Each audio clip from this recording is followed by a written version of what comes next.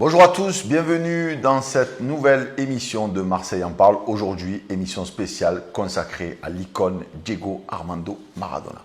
Et pour parler de Diego Maradona, il me fallait deux grandes personnalités qui ont côtoyé Diego Maradona, mais qui l'ont côtoyé différemment. Un était joueur et l'autre était en tant qu'élu, en tant qu'adjoint à la ville de Marseille. Et il lui a remis la médaille de la ville de Marseille et ils vont nous raconter ça. Jean-Marc Ferreri, bonjour. Salut Omar, salut. Merci d'être venu. Ben écoute, merci à toi. Ça fait plaisir. On vient se déplacer toujours pour toi. Ah. Maradona quand même, ça fait quand même deux jolies visites qu'on doit faire. C'est gentil en tout cas, merci d'être là. Et le grand Maurice Dinocera. Non, pas le grand. Maurice ça tout simplement. Maurice. Il est là, parce que lui, il a joué contre Maradona. Il a eu Maradona pendant des heures. Moi, je l'ai vu que quart d'heure. On va en parler, Alors Maurice, merci d'être venu. C'est ta première à Boumédia et à Marseille en parle. Donc toi, tu vas nous raconter comment tu as remis la médaille à Diego Maradona.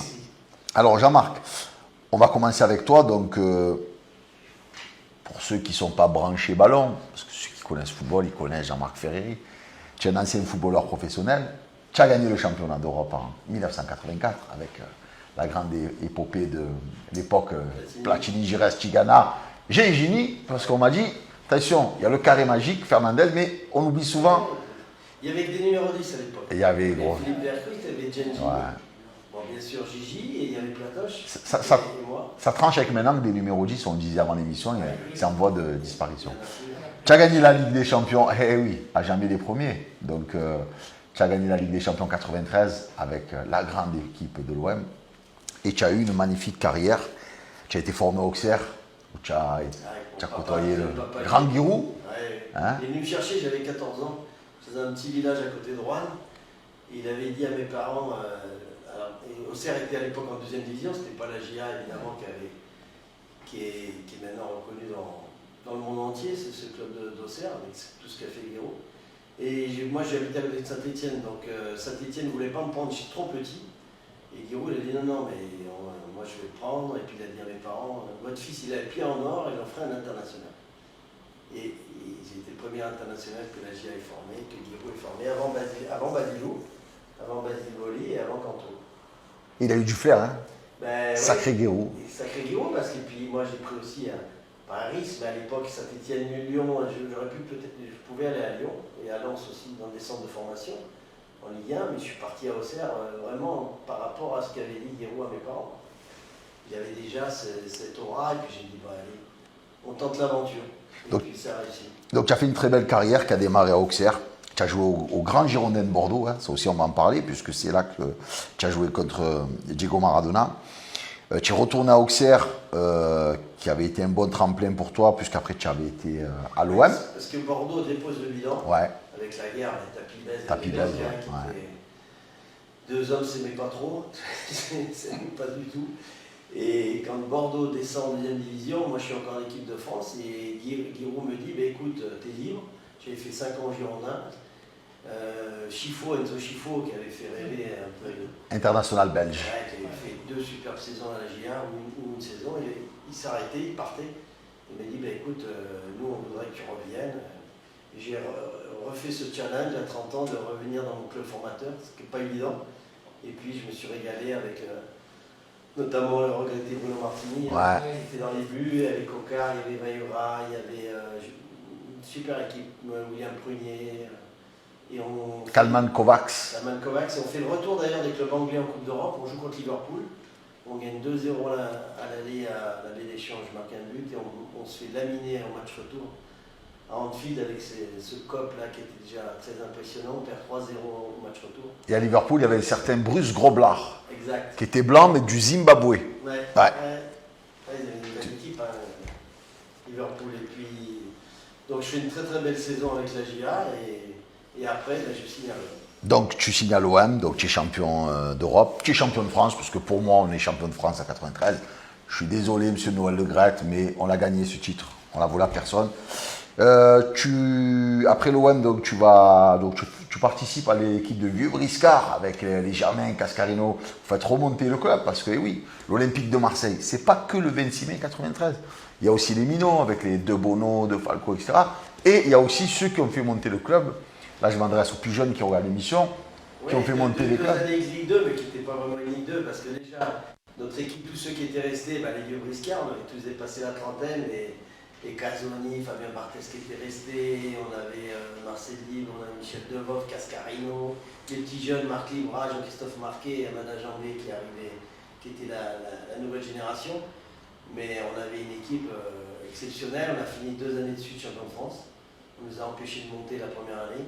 Mais on a surtout les 2 matchs de Coupe d'Europe qui restent aggravés dans la mémoire des supporters contre Olympiakos. On a fait un super match, il y avait une ambiance exceptionnelle. Vous marquez mais une patate à l'aller là-bas à Athènes. Et les retours contre Sion aussi, où on fait 2 très gros matchs et surtout l'ambiance était magique.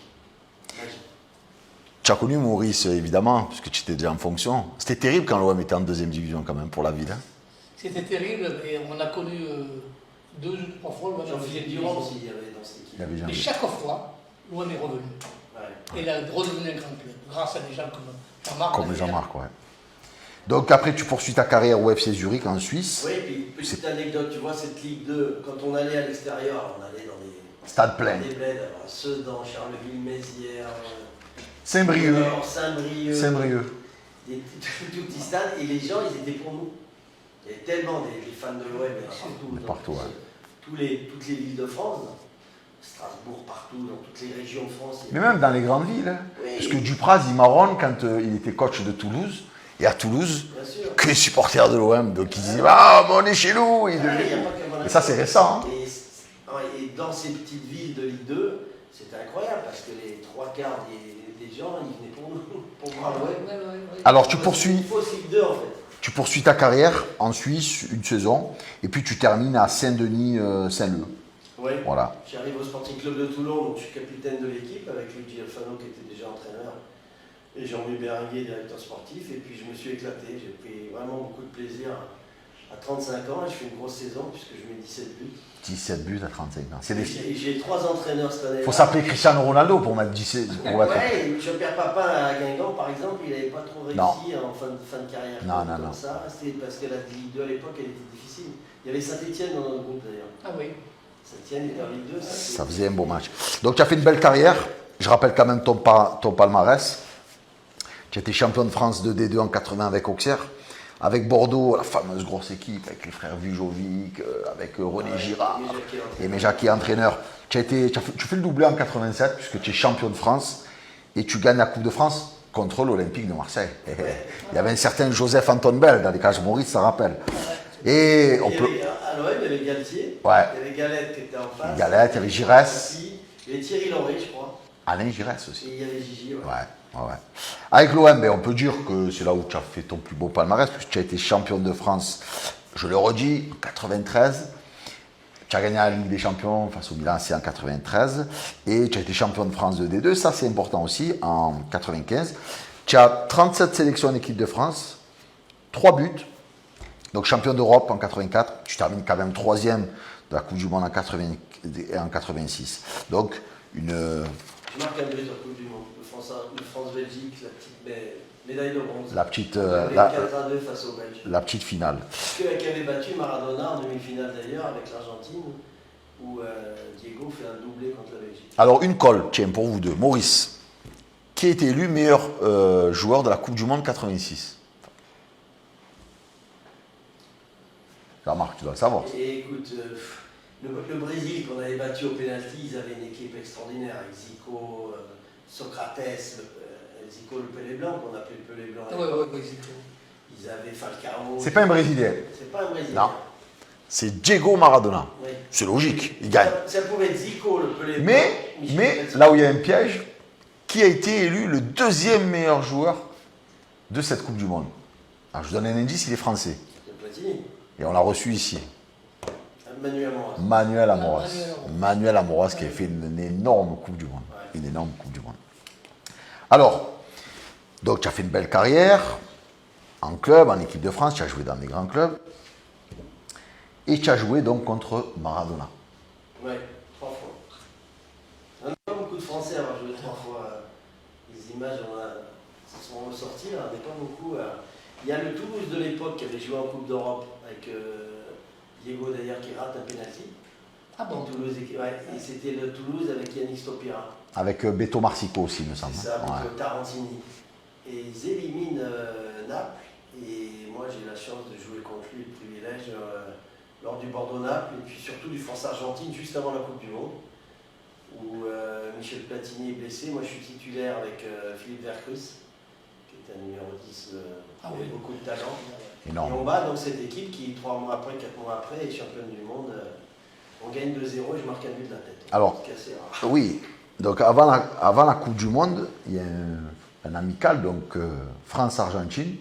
C'est pas encore que l'Argentine va gagner cette Coupe du Monde-là. Et c'était le Brésil. Hein. C'était le Brésil, Ouais. nous aussi on était costauds. L'Allemagne, bon, on savait qu'elle était là.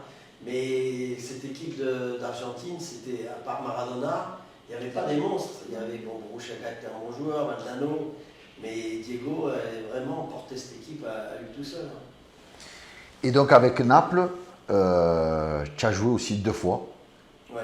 contre Maradona. Ça, c'est un vrai grand souvenir aussi. 1-0-0 Et et défaite 1-0. Ouais, on perd 1-0 chez nous, je crois qu'on était trop contractés. Début de match, on prend un but au bout de 6 minutes de jeu, je crois.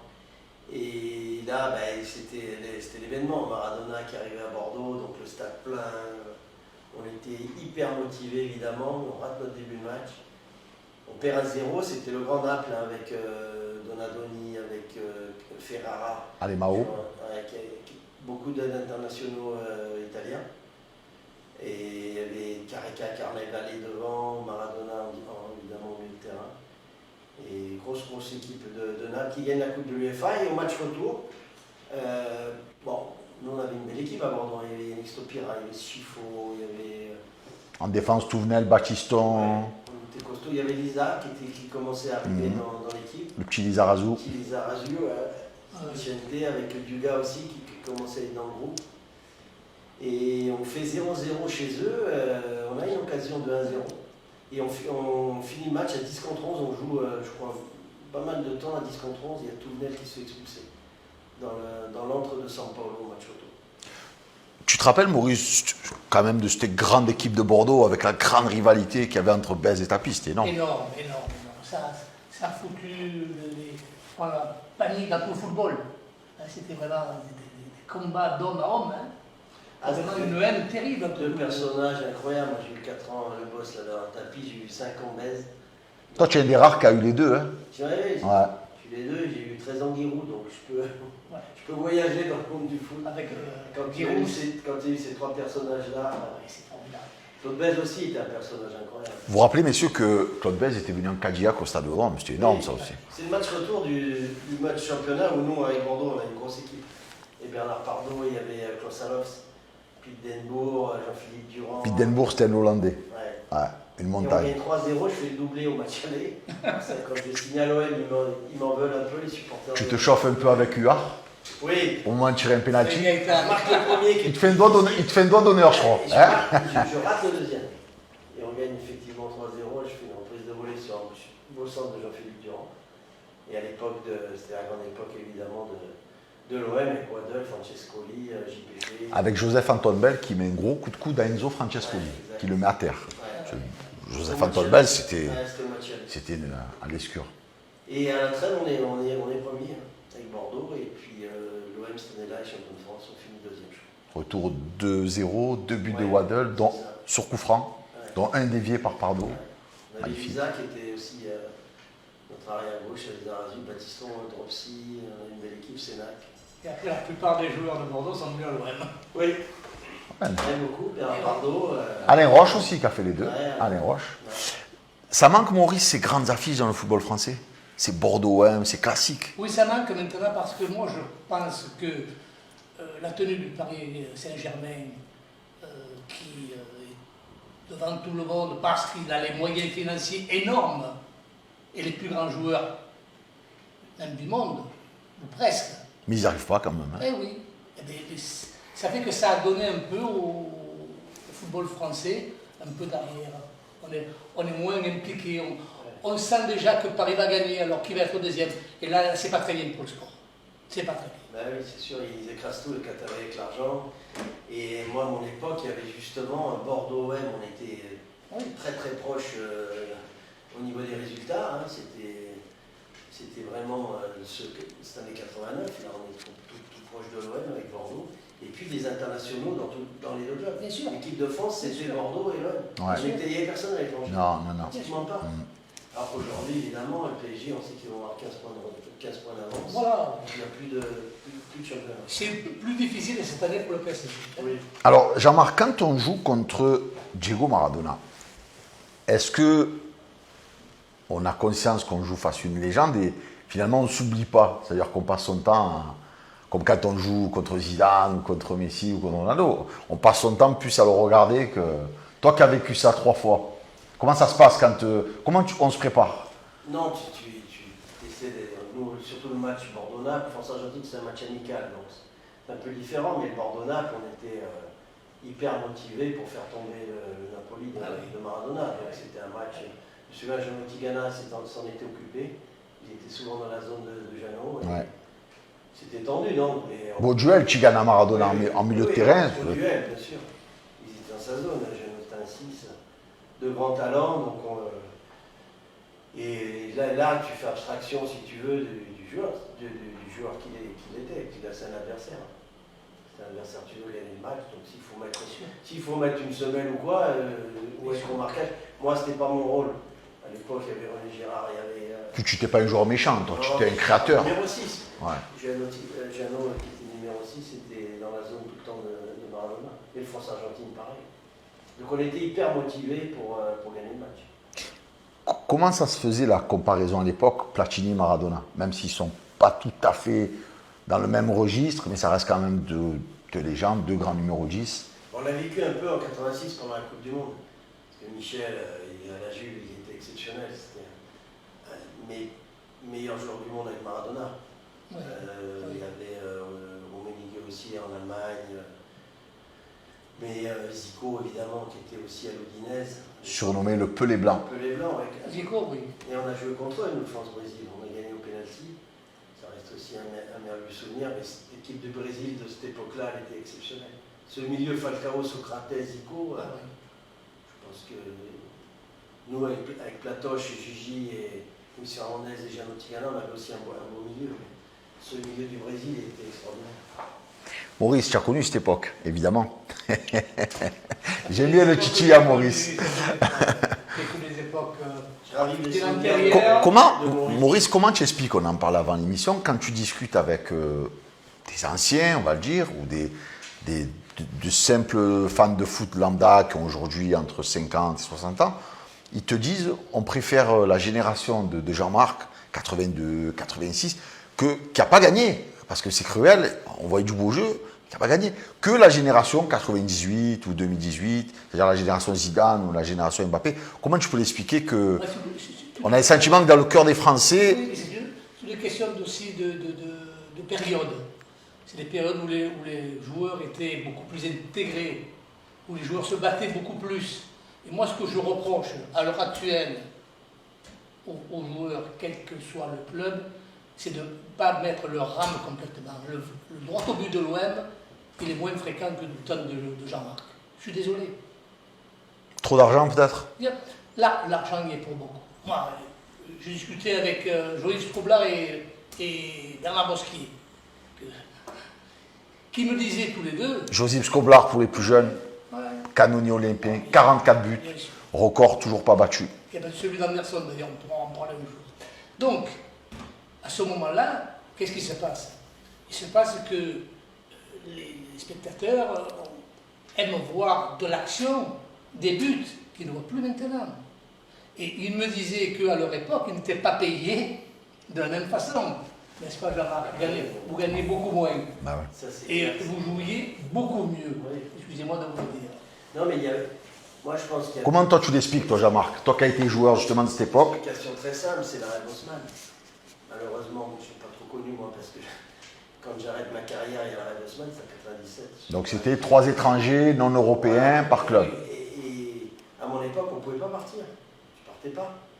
Donc il y avait, t'es obligé de mouiller ce maillot et Voilà. moi Guiraud j'ai voulu partir plein de fois, je suis resté 12 années à la GIA, il me disait non, tu pars pas. Surtout que Giroud, il lâchait rien, lui. Donc il fallait te bouger quoi, Bien sûr, t'es obligé. bien sûr. Là avec la Ray Bosman, les gars ils font 3 clubs dans une année quoi. Le mercato d'hiver, le mercato d'été, ils peuvent partir même entre les deux des fois, donc il n'y a plus cette appartenance au maillot. Puis à ton époque, on aimait plus le maillot, Jean-Marc, aussi, quand même. C'était pas un Oui, leurre comme maintenant. mais parce qu'on était obligé, on avait des contrats qui étaient longs. On ne pouvait pas partir à l'étranger, donc Et on puis, ne pouvait pas partir dans un autre club non plus. et puis, Donc c'était compliqué. il y a quelques années, le nombre d'étrangers était limité à 2. Bien sûr. Alors, Maurice, on va parler de toi. Donc, toi, tu as, quoi que tu en dises, une très belle carrière, pas dans le football, mais dans la politique, puisque tu as été C'est conseiller. le Platini de la politique. Ah, il a un palmarès, Maurice. Oh là là. Alors, tu as été conseiller municipal à Allo, conseiller municipal à Marseille. Tu as été conseiller général, tu as été délégué aux grands événements, aux grands équipements. Donc, tu as géré le Stade Vélodrome, le Palais des Sports, le Dôme, le Silo. Rien que ça. Tu as rencontré une pléiade de stars, parmi lesquels Maradona, Bien sûr. Alfredo Di Stefano. Oui, oui. Les jeunes Alfredo Di Stefano, c'est une légende du Real de Madrid. Ah, Eh oui. ouais. Au même titre que Zidane, que Josip Skoblar, à qui tu as remis la médaille. Absolument. Tu as remis la médaille. Absolument. Et il y a eu, hors football, donc Sofia Loren, dans le cadre d'un dîner, pour représenter le maire, Omar Sharif, Georges Clooney. Toi, tu as fait Maradona et tu as fait Madonna aussi. Et j'ai fait Madonna. Ouais. Ça n'a pas été dans le sport, mais c'était quand même assez particulier, si vous me permettez. Bien sûr. Je vais quand même vous en parler. Donc, c'était une année où, pour la première fois, le Stade Vélodrome allait accueillir 3 grands spectacles. ACDC, Johnny Hallyday et Madonna. ACDC, ça se passe admirablement bien. Au Vélodrome, tout ça. Ouais. Salodrome. Ouais. Johnny Hallyday se passe parfaitement bien, formidable, fantastique. Et puis ensuite vient Madonna. Et là, sur le Stade Vélodrome, on commence à monter la structure qui doit accueillir la chanteuse. Et puis un accident, Terrible. 3 morts. Bien entendu, le spectacle est annulé. Donc on rappelle, Maurice, que c'est la scène qui s'est écroulée, malheureusement. C'est écoulé Voilà. qui a fait 3 victimes. Là-dessus, Madonna vient à Marseille pour voir les blessés à l'hôpital. Et avec le maire de Marseille, Jean-Claude Gaudin, on va donc à la rencontre à l'hôpital de Madonna. Là, quelques péripéties, c'est-à-dire que les gens de Madonna, ne sachant pas que c'était le maire de Marseille, ne sachant pas que j'étais l'élu concerné, veulent nous empêcher de rentrer. Il y avait alors 50 gardes du corps. Oui, je reçois même un coup à l'estomac, mais je me remets très bien. Et puis finalement, on arrive à la chambre, dans le hall, où il y a la chambre, où Madonna est en train de conforter la famille des blessés. Et là, j'avais la seule scoop que je vous donne. J'étais à ce moment-là à la Provence, directeur, chargé d'institution, conseiller du président. Et je dis, c'est la photo que je ne peux pas rater la Provence. Alors que les gens de Madonna m'avaient dit, nous ne voulons pas de photographes ni de journalistes. Alors, j'ai l'idée d'habiller le journaliste en infirmier et le photographe en infirmier. Il n'y a que dans les films, hein, comme Et ça. lorsque sort Madonna, d'ailleurs tu connais la photo, tu as vu la photo, lorsque sort Madonna, avec le maire Jean-Claude Gaudin au l'entour, lui à sa droite, moi à sa gauche, je lui prends le bras, et à ce moment-là, le photographe il enlève, et il va prendre les photos. Sous le regard ahuri des gens de Madonna qui veulent empêcher la photo, et je leur crie de suite, stop, c'est le cabinet du maire. Alors là, ils se disent, bon, ça va, c'est pas... Alors que c'est la Provence. Et la Provence passe la seule photo au monde où Madonna est à Marseille. Eh ben, bravo Maurice. Alors, pour revenir, Maurice, à toi, donc, en plus de Madonna, Maradona, Di Stefano, Johnny, Johnny. Aznavour. Et tu as reçu au Stade Vélodrome le Prince Albert de Monaco pour le match rugby Toulon. Donc, comme je disais, tu as... Ah, tu m'avais dit Toulon, ouais, Toulon-Toulouse. Donc, beau palmarès. Et donc, dans le cadre de ta délégation à la ville de Marseille, tu as remis la médaille de la ville de Marseille à Diego Maradona. Alors là, tu vas nous raconter. Alors, voilà comment ça se passe. Mon ami, Bassiano, Domenico Bassiano, qui était le directeur de l'hôtel Concorde de Palm Beach, me dit que pour le match France-Argentine de foot, le match amical. Donc on est en 2009. Oui, pour le match Argentine-France, Diego Maradona va donner sa conférence de presse dans son hôtel. Et il me dit, ce serait bien que le maire vienne lui remettre la médaille de la ville. Ok. Je vais voir le maire Jean-Claude Gaudin, et je lui dis, monsieur le maire, je pense qu'il serait peut-être souhaitable et intéressant pour remettre la médaille à Diego Maradona. Oh, Bicou, non, écoute, il me dit. Il n'aime pas le ballon, Jean-Claude Gaudin. Il me dit, Bicou, tu sais y faire, toi. Vas-y, tu lui remets-toi la médaille. C'est pas si simple que ça. Parce qu'une fois que... Attends, Maurice. Jean-Claude Gaudin, c'est une passe décisive qu'il lui fait, là, Jean-Marc. Ouais. Hein? Et il me fait une belle passe. Ah, oui. Alors vas-y, continue. Donc passe décisive de Jean-Claude Gaudin à Maurice Dumossel. Il ne me reste plus qu'à marquer le but. Mais le terrain est juché dans le bûche. Le premier, c'est que pour prendre contact avec Maradona, il n'y a qu'une personne qui prend la décision, c'était son beau-frère.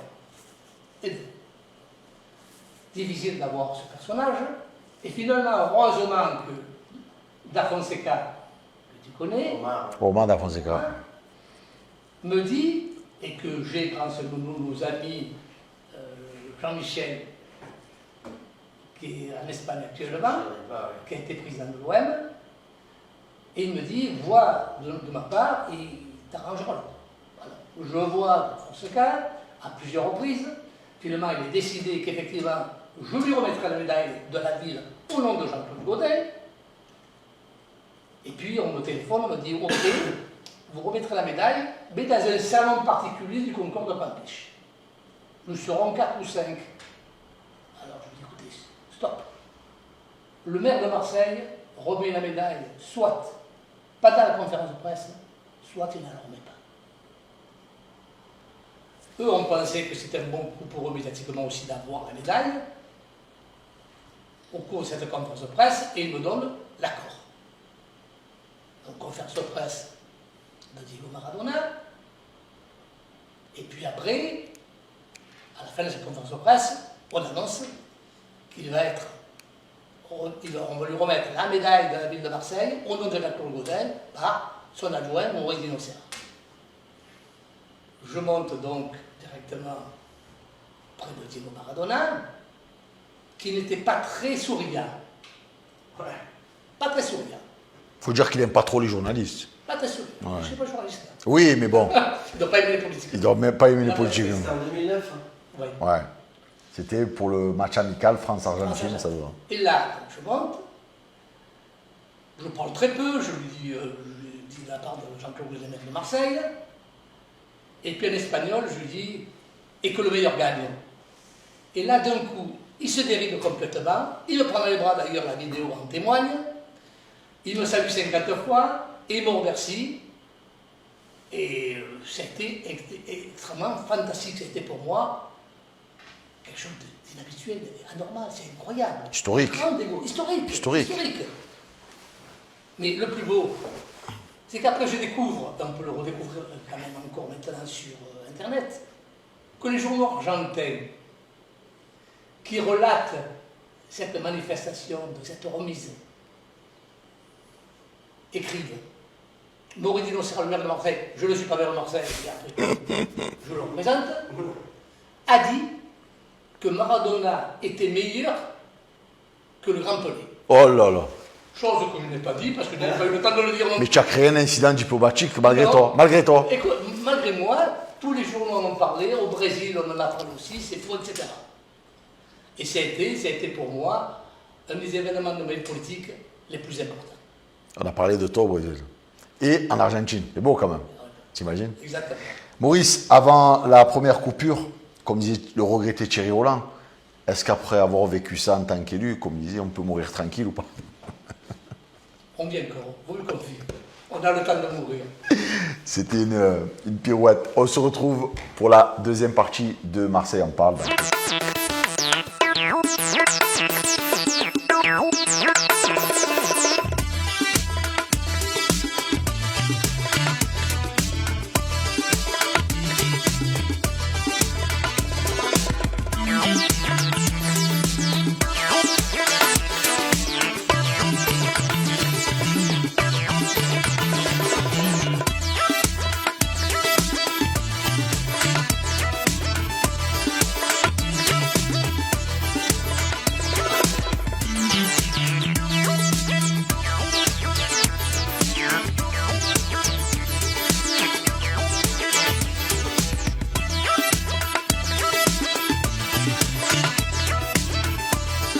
Deuxième partie de Marseille en parle consacrée à Diego Armando Maradona avec mes deux invités, Jean-Marc Ferreri et Maurice Gino Serra. Alors, messieurs, on va rentrer dans le dur de la carrière de Maradona. Alors, on va parler de ce Argentine-Angleterre avec cette fameuse main de Dieu. Alors, vous étiez où ce jour-là, Maurice? J'étais à la maison. À la maison? Ah oui, oui. Je ne sais pas dire que j'étais aussi au stade. Tu t'en rappelles comme c'était hier? Quand on a vu cette main, on a dit, ah, ça y est, le but va être refusé. On refuse pas. On la voit à la télé parce que moi j'étais petit, j'avais 8 ans. Ouais, on la voit bien quand même. Ouais, on voit. On la voit. Jean-Marc, toi tu étais où? À quel endroit? Alors écoute, Bon, tu étais footballeur. non, c'est pas ça, c'est Tu étais à la Coupe du Monde. on joue la troisième place, Ouais.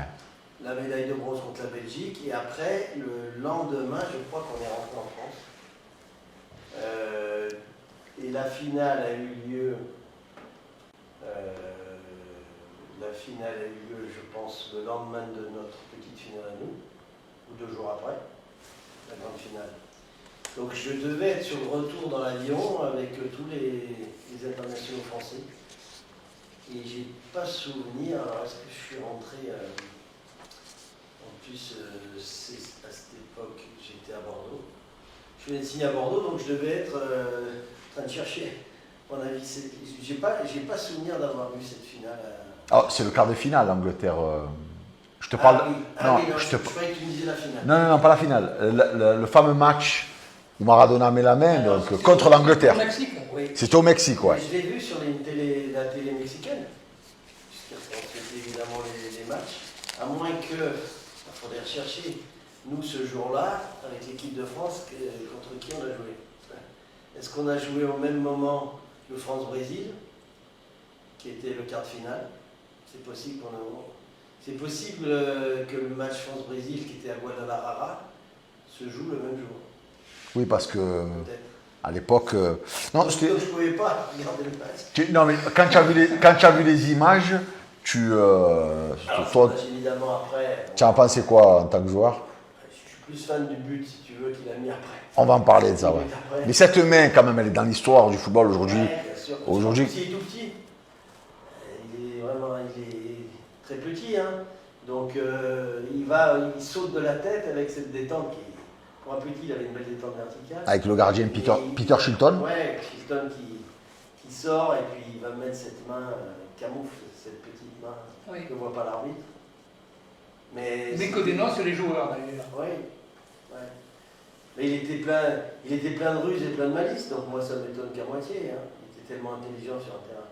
Alors, il y a ce fameux. Même sa main était intelligente. Eh ben oui, parce qu'elle est restée quand même. Il avait des pieds intelligents. Alors, il y a ce fameux deuxième but où là, par contre, pas le reprocher d'avoir triché, puisqu'il slalome à travers la défense anglaise. D'ailleurs, Messi a mis un but équivalent avec le Barça en championnat. Le parallèle était choquant.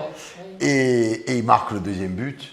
Et en plus, on était politiquement à l'époque on sortait de la guerre des Malouines, donc c'était tendu entre l'Argentine et Maurice, tu te rappelles de cette époque? Oui, bien sûr.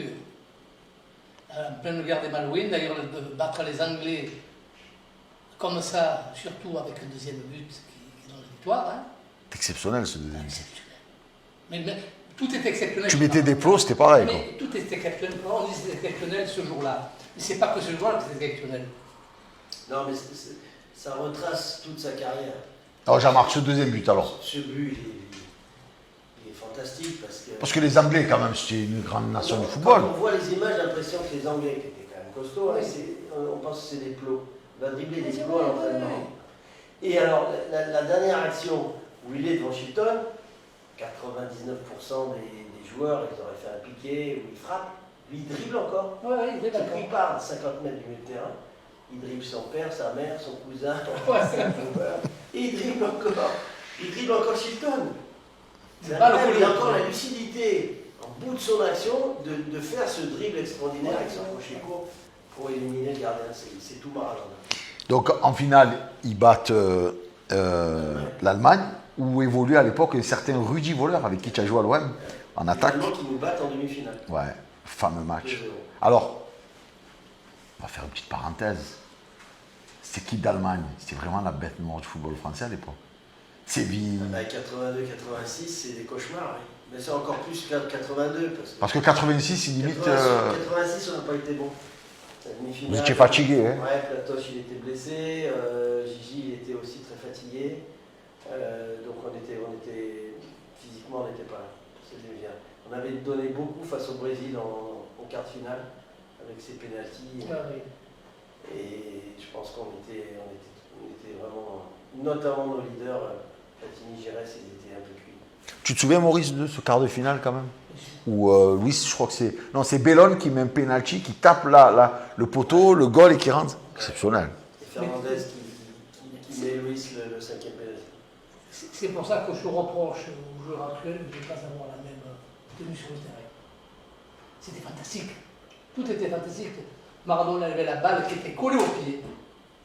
La balle était collée au pied. Ouais. Ah oui. C'est dur de prendre le ballon. Aujourd'hui, il y a celui qui s'apparente plus à Maradona, c'est Messi. Hein. Ah oui, Messi. Messi, c'est le même style. Oui. Petit gabarit, pied gauche extraordinaire, ballon collé au pied, pouvoir d'accélération, le dribble, tous ces petits crochets courts comme faisait Maradona. C'est Messi qui est Alors, parce qu'on ne peut pas s'empêcher de faire le parallèle entre Messi et Maradona, même s'il y a une question de génération. Et Maradona, il a souvent tchitchi Messi, quand même, il avait dit notamment Messi sera meilleur que moi quand il gagnera une Coupe du Monde. C'est un petit tac, ça, hein, Maurice? Hein? Il fallait bien qu'il disait quelque chose. Hein? Hein, Jean-Marc, c'est une façon de recadrer un peu certaines choses. C'est comme quand Michel Platoche il parlait de Maradona, il n'aimait pas trop. Pourtant, il était élogieux, hein, Platini, avec. Mais en interne, je peux te dire qu'il le taillait quand même. Ah ouais? Il disait que c'était un grand joueur, mais la mentalité, c'était pas la mentalité de Michel. Tout qu'il avait connu. Platoche, c'était un mec, super mec, sur le terrain, en dehors du terrain, il était exemplaire. Évidemment, Diego a déjà à Naples. Quand il y avait la rivalité Naples-Juventus de Turin, il l'a vécu en direct. C'est ça, Michel. bien sûr. C'était les deux meilleurs joueurs du monde à l'époque, face à face. Choc Les de titan, Jean-Marc. d'Europe. Hein, c'était un choc de titan. Là. Naples de Juve, c'était exceptionnel. Donc il y avait une grosse rivalité entre eux, évidemment, en Europe et dans le monde. Et souvent, Michel disait, bah, c'est un génie, mais il est un peu fou aussi. Alors, messieurs, Dans sa vie de tous les jours.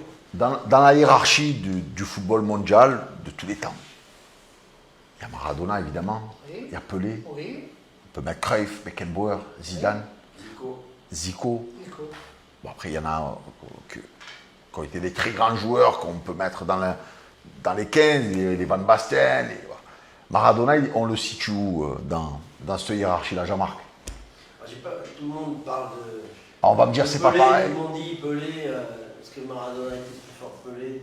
Beaucoup, quand il est mort, tout le monde a fait ce parallèle-là, essayer de comparer les deux. Moi, j'ai pas connu Pelé, je suis trop jeune, j'ai vu que des vidéos, mais je crois que sur ce que j'ai vu, Pelé, c'était vraiment. 3 Coupes du Monde, Pelé, quand même. Ouais, numéro 1, c'était Pelé, quoi. Oui, parce que, et puis en plus, Pelé, à l'âge de 17-18 ans, était déjà international. Il a gagné la Coupe du Monde à 18 ans. Oui, absolument. 17 ans, je crois. Et puis, des grands joueurs. Ouais. Et 58, c'était moi, 58. je pense, en regardant les péripéties de notre ami Maradona je me dis, ils sont vraiment presque ex aequo comme le plus grand joueur du monde. C'est vrai que de Pelé, on n'a pas trop de vidéos. Mais Maurice, toi qui as quand même un peu connu cette époque, tu réponds quoi à ceux qui disent oui, mais à l'époque, Pelé, il jouait contre personne Ah non, c'est de grands joueurs, c'est de grandes équipes. C'est de grandes équipes, je ne suis pas d'accord. Parce que Pelé n'a pas fait des grands clubs. Il a joué Moi, je crois à New York, il a joué à Santos. Bon, c'était pas le gratin du football. Mais il a gagné 3 Coupes du Monde. Oui, mais c'était différent aussi à cette époque-là. Les joueurs étrangers ne partaient pas beaucoup vers l'Europe parce qu'il y avait aussi en Europe une limitation du nombre de joueurs. Oui. Il ne faut pas l'oublier. Hein, ce qui n'est plus le cas maintenant. Maintenant, une équipe est constituée de 11 Européens ou Sud-Américains sans que l'on dise rien. Ah ben on le voit à Manchester Et City, voilà. par exemple. Donc ça fait que ça lève un peu la forme du foot. Mais messieurs, vous avez beau temps en touche quand même, je vais vous poser une question. Alors Maradona, on le met où dans la hiérarchie? On met Ronaldo et Messi aussi. Les deux Ronaldo, le Brésilien et le Portugais. C'est un faux débat avec Pelé, pour une raison toute simple, c'est que Pelé c'est un avançant, c'est un numéro 9. Ah oui. Il faut comparer un numéro 9. Maradona c'est le pur numéro 10. Donc numéro 10, bah, c'est Messi, Michel Platini, voilà, un vrai numéro 10, c'était pas un avançant. Zidane. Zizou bien sûr. Donc C'est vrai, c'est vrai. cette comparaison, il faut comparer avec un avançant, parce qu'Oblard, tu vois, c'était un vrai avançant. Alors, messieurs, puisque vous bottez encore en touche, je vais vous demander une question directe. Je veux votre podium. Les 3 meilleurs joueurs de tous les temps. Maurice. Pelé, Maradona et Cruyff peut-être. Cruyff, c'est un très très grand joueur. Ah, c'était le jeu, la philosophie barcelonaise. Il m'a fait rêver, hein, 74. Alors Pelé, excuse-moi Jean-Marc, Pelé, Maradona et Cruyff. C'est ça. Et j'ajouterai quand même. Il y en a 3, on a dit Maurice. Ça fait rien, j'ajoute Di Stefano Alfredo Di et Stefano. Puskás. L'an des 5. Et toi Jean-Marc alors? Un podium, parce que Maurice il triche. Hein. Maurice il m'en met 5, j'en demande 3. Ouais. Oui. C'était quand même un génie. Hein. Un génie, j'ai eu la chance moi de jouer avec lui. Après, ça a été mon sélectionneur quand il a pris, quand il était entraîneur d'équipe de France. C'était un vrai numéro 10. Il avait une qualité de passe. Chez Platini, c'était pas un soliste.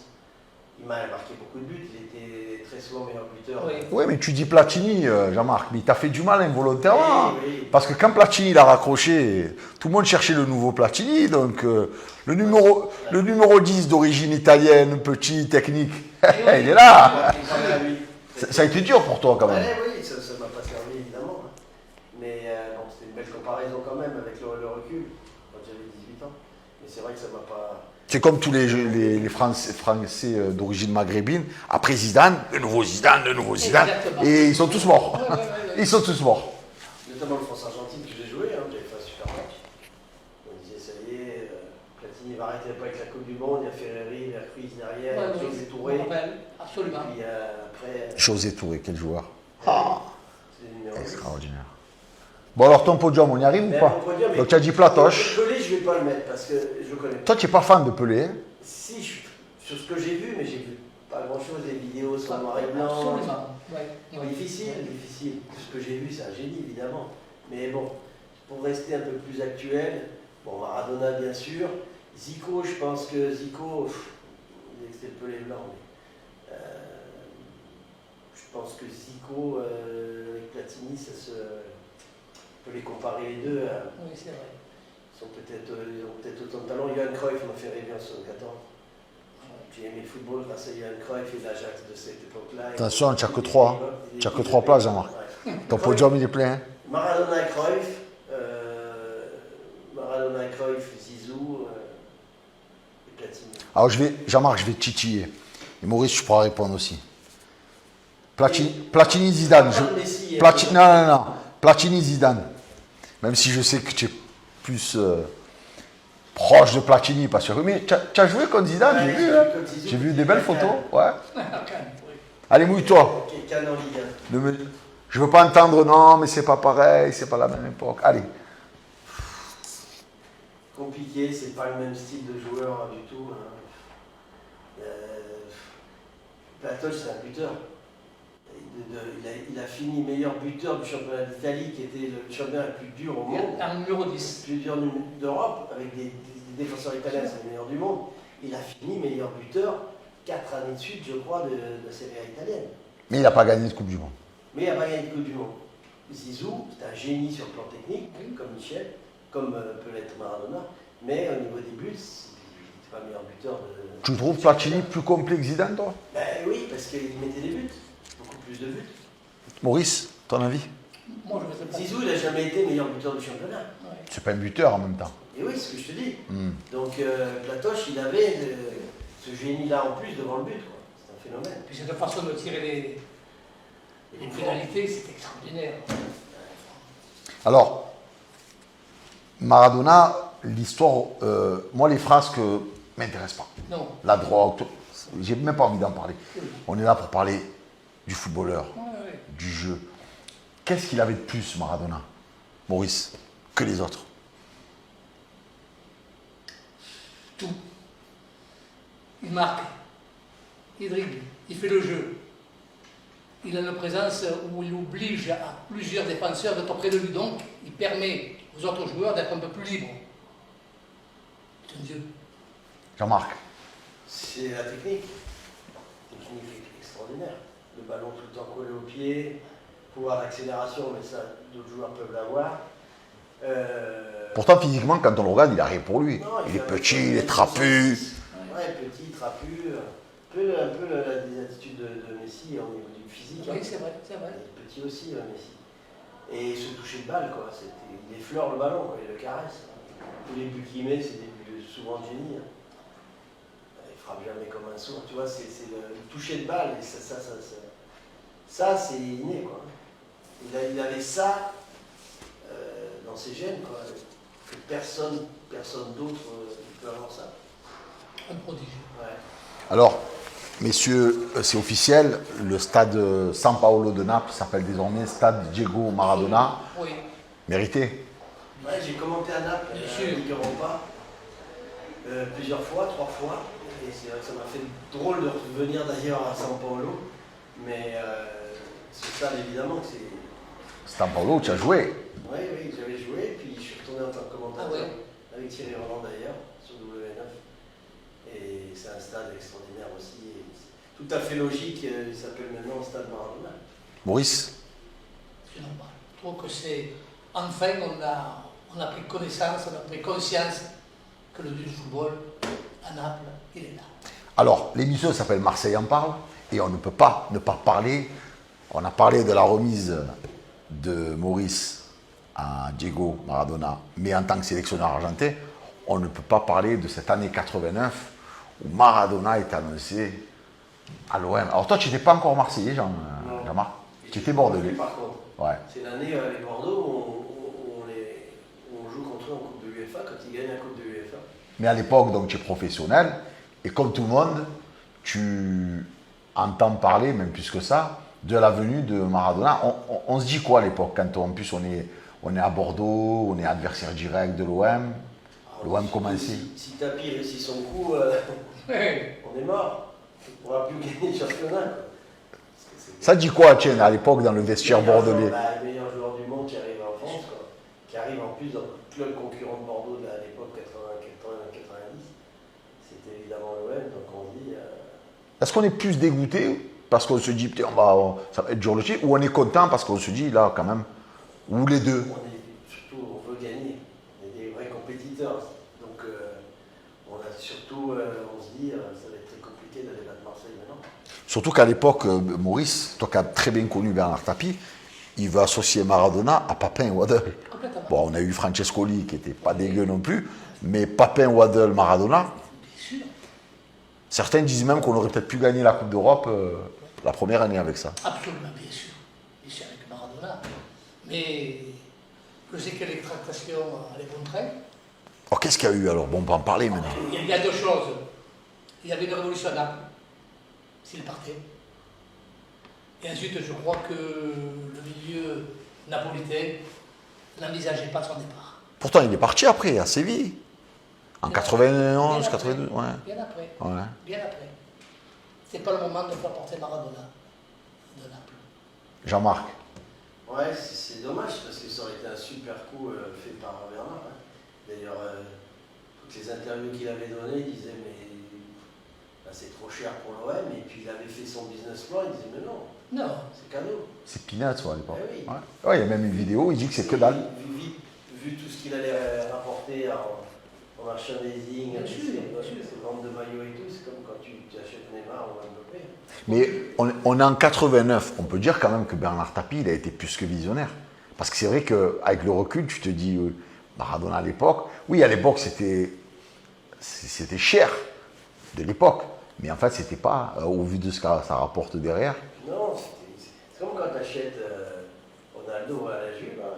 Quand la Juve prend Ronaldo, ils savent que derrière, ça va être rentable. Rien qu'en vente de maillot, déjà, tu carbures. Après ça, il y a toutes les choses extérieures, il y a la communication qui permet d'avoir de la publicité qui rapporte beaucoup au club, la vente de produits. C'est une entreprise, un club est une entreprise maintenant. C'est plus loin de ça même.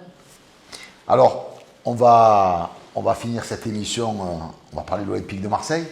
Donc Jean-Marc, je l'ai dit, tu as été ancien joueur, tu as gagné la Coupe d'Europe, tu as été champion de France, très grand joueur. Très grand. Tu commentes maintenant les matchs pour M6, W9 et la chaîne de l'OM. Alors, comment tu juges la saison actuelle? Bon, on le sait, avec le Covid, c'est un peu inhabituel. Mais cet OM-là de Villas-Boas, des hauts, des bas. Oui, je crois que la Champions League a été catastrophique sur le plan du contenu, du jeu, des joueurs qui ont un peu lâché, vraiment des prestations indignes d'un club comme l'Olympique de Marseille. Il y aura peut-être la Ligue Europa, on va voir avec ce match contre Manchester City. Il faudra faire un meilleur résultat que l'équipe d'Olympiakos. Et Villas-Boas ne veut pas y aller en Europa League. Ah, il n'a pas envie. Non. Il a dit clairement. Hein. Mais non, parce qu'il sent qu'il y a beaucoup de joueurs au championnat. Si l'OM gagne ses 2 matchs championnat, on est devant Paris. Hein. Ouais. Donc c'est la première fois cette saison, depuis 10-12 ans, que peut-être tu peux être champion. Oui.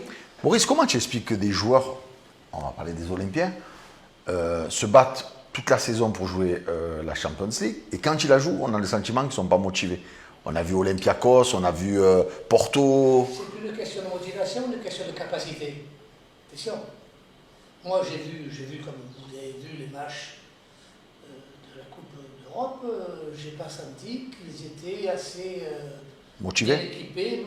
Motivation, c'est une chose, mais la capacité, c'est une autre. Moi, je crois que l'équipe n'est pas une équipe faite pour gagner ou pour faire un bon moment dans cette Coupe d'Europe. Oui, et puis il paye ce championnat de Ligue 1 tout à fait. Oui, aussi. Non, mais tu peux avoir un décalage, Jean-Marc. Mais là, tu sens que Regarde le tu décalage. sens qu'il n'y a pas envie quand même. Quand tu vois Payet, tu vois Thauvin, tu vois Sanson, Rongier, on a le sentiment que. Pourtant, je veux dire, si tu n'es pas mal motivé pour jouer City, c'est pas contre. Non, mais je pense que la motivation, elle y est. Oui. Si elle n'est pas en Europe. Mais c'est ça le problème. Si elle n'y est pas, je pense que comme Maurice, je pense que c'est un problème de niveau. Par rapport aux autres championnats, dans les autres, quand tu vois la première ligue, tu vois Manchester City, ce qu'ils ont fait au Vélodrome, la possession de balle, le pressing, tu ne le vois pas dans le championnat d'hiver. Voilà. La Si. technique individuelle. Ouais. City qui est déjà qualifié, qui va probablement envoyer Ouais. ses réservistes. Il faut faire attention avec une équipe comme Chelsea. J'ai vu le match à Séville, ils avaient l'équipe B, entre guillemets avec Giroud, hein. Ils en ont mis 4 à Séville. Oui, oui. Donc il y a 2 niveaux d'écart avec notre championnat. Largement. Mais quand tu vois que des joueurs comme Mahrez ne jouent pas, Oui, largement. c'est des joueurs que nous on prendrait Bien sûr. très volontiers. Foden, Maurice, toi qui as été aux grands équipements, ce stade Vélodrome, c'est une réussite quand même, on peut le dire. On va pas parler du prix et tout. Ce stade Vélodrome, c'est une grande réussite au point de vue architectural. C'est le plus stade du monde. C'est au moins le plus beau stade d'Europe, puisque c'est pas moi qui le décrète, ça a été officiellement annoncé. C'est vrai. Bon, Par un site internet de supporters. oui, mais ce que je peux vous dire, c'est qu'il est très beau le stade de Rome, très pratique. Et on a fait un travail formidable. La pelouse, par exemple. La pelouse, quand on a eu des problèmes de pelouse, et Jean-Marc, c'est que ce qu'une pelouse peut faire du mal à des joueurs, on a mis les moyens pour que la pelouse soit en très bon état. Et je vous raconter quand même quelque chose. Coupe du monde. Coupe du monde. 98. Laquelle 98. Quand on... ouais. On dit que la pelouse du Salvador doit être changée. Qui le dit? La FIFA. Et qu'est-ce qu'elle fait la FIFA? Alors que l'élu concerné dit à la FIFA, j'en ai la liste de cette pelouse, j'ai le fournisseur qui est à Bordeaux. On achète à Lyon et ça vient de Bordeaux. C'était pas mal. C'était pas le Target Sport? Je crois, oui. Hein? Non, c'est bizarre, la pelouse. Et on me dit non. La pelouse, c'est nous qui nous en occupons. Et elle vient d'où la pelouse? Elle vient de Pologne. Ah, je pensais que c'était en Angleterre qu'il y avait Non, des non. pelouses. Elle vient de Pologne et dans des camions frigorifiques. Le camion tombe en panne. Quand on a la pelouse, et je suis là pour le constater, d'ailleurs j'avais fait des déclarations au conseil municipal quand on m'avait reproché que la pelouse était mauvaise. C'est pas moi qui l'avais fait la pelouse. C'était pas la ville de Marseille. Et quand on la pose, la catastrophe. Alors bien entendu, les médias comme d'habitude, à Marseille, il y a une mauvaise pelouse, c'est scandaleux, etc. Mais c'est scandaleux si c'est Marseille qui est à l'origine de cette mauvaise pelouse. Mais là, c'est pas Marseille. Et là, j'ai dit ce que j'avais à dire au conseil municipal. C'est une histoire marseillaise. Messieurs, merci pour votre participation. Merci à toi. Jean-Marc, merci beaucoup. Tu nous as fait voyager dans le temps. Ah, Ben, ouais. vous m'avez fait voyager. Merci en tout cas, Jean-Marc, je te le redis. Si on m'avait dit quand j'avais 15 ans que j'allais au Stade Vélodrome, de te regarder, que jour je ferais des émissions avec toi, eh ben, j'aurais pas cru. Aujourd'hui, eh ben, je suis vraiment fier de te recevoir et pour la prochaine. À la prochaine. Maurice, Il y a quelques jours, c'était mon anniversaire. Ah. J'avais un an de plus. joyeux anniversaire, Et Maurice. grâce à toi, T'as raison. grâce à toi, je viens de m'apercevoir que je viens de beaucoup rajeunir. Merci. Maurice, merci beaucoup. Tu as traversé les époques, toi aussi tu as connu quand même. On l'a vu, on en a parlé. Donc, Et merci merci pour ce que tu as fait pour notre belle ville de Marseille Merci. et que tu continues à faire avec tes délégations. Merci à des joueurs qui ont mené le Successives. club si haut, si on peut le dire. Voilà l'émission en hommage à Diego Maradona. Et bien sûr, on ne pouvait pas ne pas s'empêcher de parler de l'Olympique de Marseille à la fin, c'est obligé dans le temps additionnel. L'émission arrive à sa fin. On se retrouve la semaine prochaine. Mon invité sera Samia.